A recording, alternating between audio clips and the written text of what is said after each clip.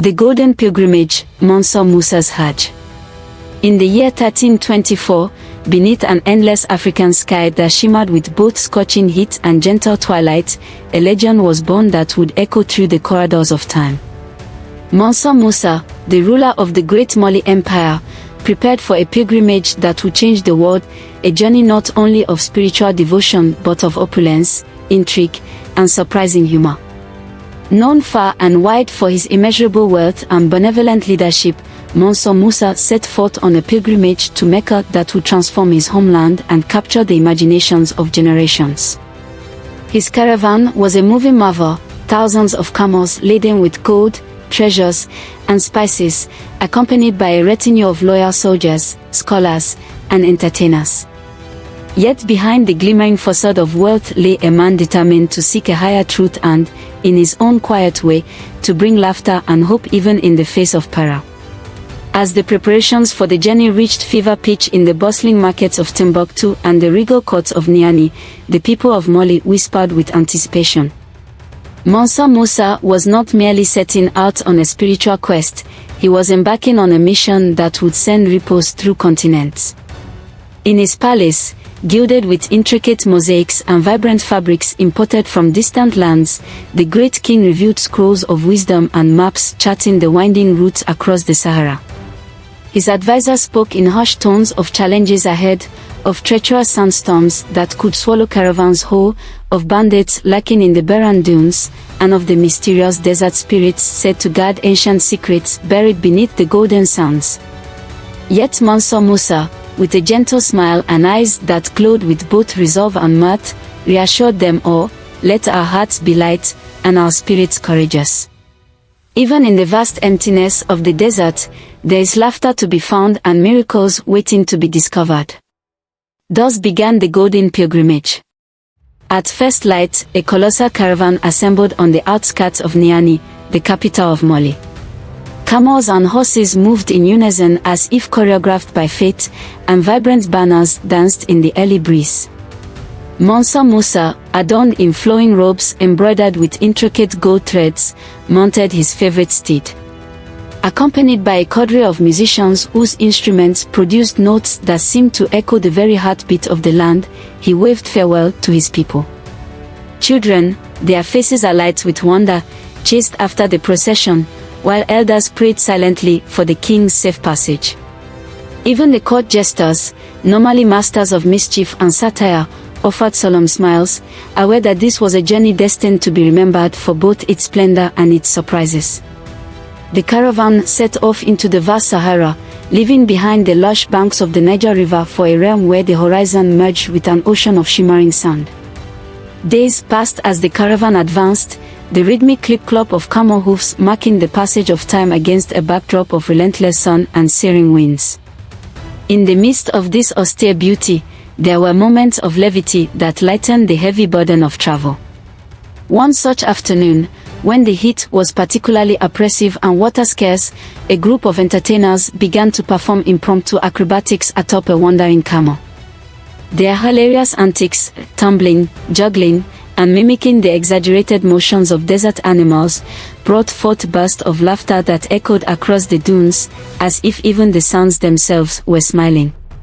Mansa Musa chuckled heartily at the display, his laughter mingling with that of his people, a reminder that even in the harshest conditions, joy was a treasure beyond gold. Yet not all was light-hearted in the unforgiving desert. One night, as the caravan settled beneath a tapestry of stars, a sudden chill swept through the camp. A fierce sandstorm erupted without warning, its howling winds and swirling dust transforming the tranquil night into a chaotic maelstrom. Tents were tossed like leaves in a storm, and the precious cargo of gold and spices rattled ominously as they were jostled in the tumult. In the midst of the storm, Mansa Musa remained remarkably composed. Wrapped in a thick cloak and shielded by the determination in his eyes, he organized his people with calm authority. "Fear not the storm," he cried above the roar, his voice steady and resolute, "for even the mightiest winds cannot break the spirit of our journey." His words, both a command and a reassurance, galvanized the caravan. Soldiers secured the supplies, scholars huddled to safeguard their scrolls, and even the entertainers found humor in the absurdity of dancing in a sandstorm. The storm raged for hours, each minute laden with suspense as the travelers fought to protect their legacy, until at last the furious winds subsided, leaving behind a quiet, shimmering calm. In that moment of fragile peace, the survivors emerged, each face etched with relief and the unspoken knowledge that nature's fury had been both a trial and a strange, exhilarating adventure. With the storm behind them, the journey resumed, taking the caravan deeper into the heart of the desert. The landscape transformed dramatically. Towering dunes gave way to rocky outcrops and hidden valleys, and the heat softened into a gentle glow as the sun sank lower. Along the way, the travelers encountered peculiar signs that hinted at the desert's mysterious soul. In one instance, a group of nomadic traders pointed out ancient petroglyphs etched into the side of a cliff, symbols and images that told stories of forgotten civilizations and divine blessings. Mansa Musa, ever curious and wise, ordered his scholars to copy the carvings, believing they held secrets that might guide him on his spiritual quest. The air was thick with suspense as the caravan moved by these relics of the past, each new discovery stirring both wonder and caution. Humor, too, played its part in the unfolding saga. At one bustling desert oasis, where the caravan paused to replenish its dwindling water supplies, a playful scuffle broke out among the camels. One particularly mischievous camel, with a twinkle in its eye, refused to drink from the communal trough and instead pranced about, spitting water and startling the onlookers. The ensuing commotion, comprising exasperated shouts from camel handlers and uproarious laughter from the assembled travelers, provided a brief, refreshing respite from the relentless seriousness of their mission. Mansa Musa, with a smile that radiated both amusement and empathy, declared, "Even in our greatest trials, the lightness of laughter is a treasure that can heal the soul." As the caravan approached the Red Desert, a region known for its dangerous mirages and treacherous bandits, tension began to mount. Rumors had spread of groups of ruthless highwaymen who roamed these sands, preying on unwary travelers. Mansa Musa, ever vigilant, bolstered the caravan's security, dispatching elite guards to scout ahead and forming tight formations to deter any ambushes. It was during one of these tense intervals that the caravan encountered its most hair-raising moment. In the deep dusk, as shadows lengthened and the temperature plummeted, a sudden rustling sound emanated from the dunes. Armed men emerged from behind camouflaged dunes, their eyes glinting with menace. The atmosphere was electric with fear and suspense as the bandits closed in. In that critical moment, Mansa Musa's leadership shone brilliantly. He ordered his men to remain calm and, with a voice that carried both authority and an unexpected warmth, addressed the assailants. "We come in peace," he declared, "but our hearts are strong and our resolve unyielding. If you seek gold, you will find only the emptiness of greed." His words, delivered with such calm assurance, seemed to disarm the aggressors. For a tense heartbeat, silence reigned, then, as if struck by the unexpected power of his conviction, the bandits hesitated. In the ensuing moments of uncertainty, the guards moved in swiftly, and the would-be attackers, caught off guard by the mix of stern resolve and surprising humor in Mansa Musa's address, retreated into the dark. The encounter left the caravan shaken yet even more determined, a living testament to the power of a ruler who could inspire hope even in the face of imminent danger. The journey continued, its path winding ever onward through ever-changing landscapes. The caravan traversed barren salt flats that gleamed under the relentless sun, moved through ancient wadis where the echoes of long-lost rivers whispered secrets, and skirted around volcanic outcrops that had witnessed the rise and fall of empires. Throughout these miles of daunting terrain, Mansa Musa maintained his dual role as a devout pilgrim and an ingenious strategist. He held nightly councils under a vault of stars, where he listened to the concerns of his people, recounted humorous tales of past adventures, and planned the next stage of his pilgrimage with a blend of spiritual fervor and worldly pragmatism. His counselors, inspired by his vision and buoyed by moments of genuine laughter, worked tirelessly to ensure that every challenge, be it a sandstorm, an ambush, or the capricious whims of the desert, was met with resolve and ingenuity. In one particularly memorable episode, as the caravan rested beside a shimmering oasis that seemed almost too beautiful to be real, Mansa Musa organized an impromptu celebration. Musicians played traditional songs on kora and gem, and dancers twirled beneath palm fronds while storytellers recounted legends of ancient heroes and mystical creatures. Amid the festivities, a renowned jester from a distant land performed a series of hilarious impressions that had the entire camp roaring with laughter. Even as the king's mind remained focused on the gravity of his pilgrimage, he allowed himself moments of unbridled mirth, his laughter mingling with that of his people and creating a fleeting sense of unity and joy that transcended the harshness of the desert. As days turned to weeks, the caravan neared the outskirts of the Arabian Peninsula. The landscape gradually shifted from the endless dunes of the Sahara to rocky plateaus and sun-scorched plains. The air, once heavy with the heat of the African sun, took on a drier, sharper quality, hinting at the approaching lands of the Middle East. Suspense mounted as the travelers, many of whom had never seen the sea of sand give way to rugged mountains, realized that they were nearing the final leg of a journey that had spanned continents and transformed lives. Throughout this arduous passage, Mansa Musa's generosity and humility shone brightly. In every encampment, he distributed gold coins to the poor, commissioned the building of wells and schools, and engaged in conversations with local leaders and merchants. His actions were not merely the displays of wealth, but genuine attempts to sow seeds of goodwill and unity between disparate cultures. At one bustling desert caravanserai, a lively debate erupted between local traders and Moli's emissaries over the merits of various spices and fabrics. In the midst of this heated exchange, Mansa Musa interjected with a wry comment about the absurdity of arguing over the value of a single grain of salt, a remark that sparked laughter and bridged cultural divides, turning the contentious moment into one of shared amusement. Yet, amid the celebrations and cultural exchanges, there remained an undercurrent of tension. The journey was not without peril. Along the narrow mountain passes, sudden rock slides and treacherous paths tested the mettle of the caravan's travelers. At one critical juncture, a landslide blocked the only route forward, forcing Mansa Musa and his retinue to labor for days to clear a new path. The arduous walk, performed under the relentless glare of the desert sun, was punctuated by moments of exhaustion and despair, but also by unexpected camaraderie and humor as workers exchanged jokes about rocky obstacles and the stubbornness of the mountains. Mansa Musa's presence, always both authoritative and empathetic, rallied the group, reminding them that every hardship was a step toward a greater destiny. Finally, the day arrived when the great pilgrimage reached its climax.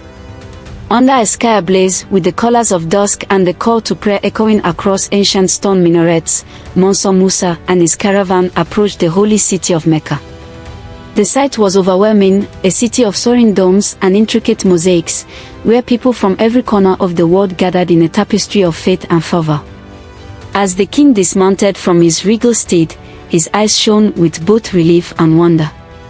Here, at last, he would fulfill his sacred duty and stand among fellow believers, a symbol of unity and a testament to the transformative power of faith.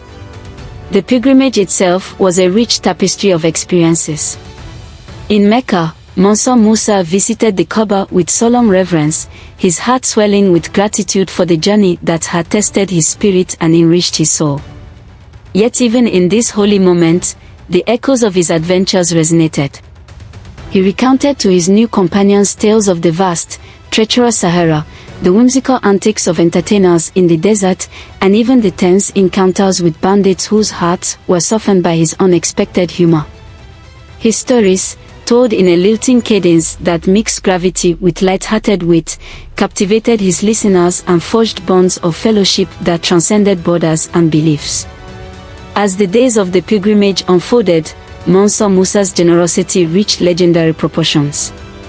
He lavished gifts upon fellow pilgrims, gold coins, exquisite fabrics, rare spices, and established new bonds between the great civilizations of Africa, the Middle East, and beyond. His caravan, once a symbol of boundless wealth, now served as a living ambassador of peace and mutual respect. In bustling marketplaces and quiet meditative moments alike, his name became synonymous with both opulence and compassion. Yet, the story of the Golden Pilgrimage was far from a tale of simple triumph. Hidden beneath the splendor were layers of suspense, unexpected twists, and moments of dark humor. Rumors began to circulate among the pilgrims of a mysterious figure, a cunning merchant, perhaps even a spy, who seemed to be following the caravan, slipping in and out of crowded bazaars with a roguish grin and a penchant for mischief. At one point, during a sumptuous feast held in the honor of Mansa Musa, a series of strange coincidences unfolded. A prized jewel would vanish from a display case only to reappear in the most unlikely of places, whispered conversations hinted at secret deals and double crossings, and a flamboyant storyteller, whose tall tales were laced with humorous exaggeration, suggested that even the heavens might be playing tricks on mortal men. Though these incidents were laced with uncertainty, they added an extra layer of intrigue and kept the atmosphere charged with suspense. In one particularly memorable episode, as Mansa Musa walked through a bustling Medina, he was accosted by a group of local youths who, half in jest and half in challenge, demanded that he solve a riddle about the nature of wealth and the true meaning of generosity. The riddle, posed in rapid-fire Yoruba, was as witty as it was profound. With a smile and a twinkle in his eye, Mansa Musa responded in kind, delivering an answer that was both humorous and deeply insightful. The crowd erupted in laughter and applause, and even the skeptical merchant who had been trailing the caravan could not help but be charmed by the king's quick wit.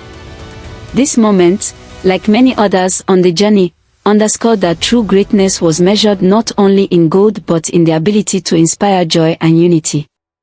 As the pilgrimage neared its end, Mansa Musa's heart grew heavy with the bittersweet knowledge that his journey, which had begun in the parched desert of Mali and wound its way through landscapes of war and danger, was drawing to a close. Yet he also knew that every step, every moment of laughter and every trial of suspense had transformed him and his people in profound ways. The pilgrimage had not only fulfilled a sacred religious duty but had forged alliances, sparked cultural exchanges, and set in motion changes that would ripple across continents for centuries to come. When the time came for Mansa Musa to depart Mecca and return to his beloved Mali, the parting was filled with both sorrow and hope. Pilgrims, merchants, and dignitaries gathered to bid him farewell, each offering blessings and tokens of goodwill. In his final address before the journey home, Mansa Musa spoke with the gravity of one who had witnessed both the fragility and the resilience of the human spirit. Let our wealth be measured not merely in gold but in the bonds we forge and the laughter we share, he declared, his voice echoing through the crowded square. For true prosperity lies in unity, in kindness, and in the ceaseless pursuit of knowledge and joy. His words resonated deeply, and as the caravan set off on its long journey back across the desert, they carried with them the spirit of a man who had changed the course of history. The return journey was as arduous and eventful as the outward trek. Under a tapestry of starlight, the caravan navigated treacherous terrain once more, confronting the unpredictable whims of the desert with renewed vigor. Old enemies seemed to reappear, and whispers of further intrigue and espionage lingered in the cool night air. Yet Mansa Musa's unwavering determination and gentle humor served as a beacon of hope, guiding every traveler home. In moments of exhaustion, he would recount humorous anecdotes from the pilgrimage, the time a mischievous camel escaped its handler and galloped into a bustling market, causing a cascade of laughter and chaos, the playful banter exchanged with local youths in a Medina's narrow alley, and even the mysterious riddle posed by that elusive merchant, whose identity remained shrouded in secrecy. Each tale was woven with suspense and joy, a reminder that even amidst hardship, the human spirit could find light. Finally, after many months on the road, the caravan emerged from the arid expanses back into the familiar embrace of the Mali homeland. The return was greeted with jubilant celebrations. The people of Mali marveled at the treasures brought back, gifts that were as diverse as they were magnificent, and rejoiced in the knowledge that their king had completed his sacred journey with honor, wit, and unyielding generosity. Yet, even as festivities rang out in every corner of the empire, the legacy of the Golden Pilgrimage was only beginning. Mansa Musa's journey had altered the very fabric of history. His lavish generosity had introduced vast amounts of gold into the economies of far-off lands, his tales of the desert had inspired countless poets and scholars, and his message of unity and humor resonated with all who heard it. In the years that followed, the story of Mansa Musa's pilgrimage became a living legend, a tale told in hushed reverence and boisterous mirth alike. In bustling markets and quiet study halls, the legend of the Golden Pilgrimage was recounted with awe and laughter. Merchants, scholars, and common folk alike marveled at the uncanny blend of grandeur, suspense, and unexpected humor that defined the journey. It was said that even the desert itself remembered the footsteps of that magnificent caravan, the way the sand shimmered with a hint of gold as if touched by the king's benevolence, and how the wind carried echoes of laughter and wisdom across the dunes.